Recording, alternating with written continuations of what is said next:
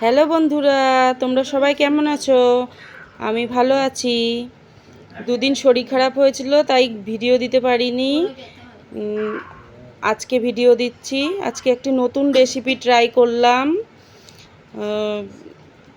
Egg veg দিয়ে egg দিয়ে একটা প্যাটিস টাইপের আর কি তৈরি করছি।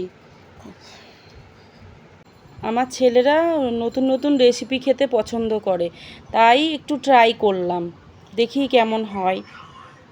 তো তো প্রথমে প্রথমে প্রথমে সবজিগুলো কেটে নিলাম। গাজর, বিনস, তারপরে কাঁচা লঙ্কা, পেঁয়াজ, আদা এসবগুলো কেটে নেওয়ার পর 3টে ডিম সেদ্ধ করলাম। করে ডিমটাকে গ্রেট করে নিলাম। করে সবজিগুলোকে কড়াইয়ে তেল দিয়ে সবজিগুলোকে ভেজে তার মধ্যে আলু সেদ্ধ করে রাখা আলুটাকে একটু গ্রেট করে নিয়েছিলাম, যাতে দানা দানা না থাকে। তারপরে ওই সবজিটা একটু 2 মিনিট নাড়াচাড়া করার পরে ওই আলুটা দিয়ে দিলাম। দিয়ে দেওয়ার পরে ওর মধ্যে ডিমটা দিয়ে দিলাম। তারপরে হচ্ছে নুন, ম্যাগি মশলা দিয়ে ওটাকে একটু নাড়াচাড়া করে একটু কষিয়ে মতন নিয়ে ওইটা পুর হয়ে গেল। পুরটা নামানোর পর একটু ঠান্ডা হলো।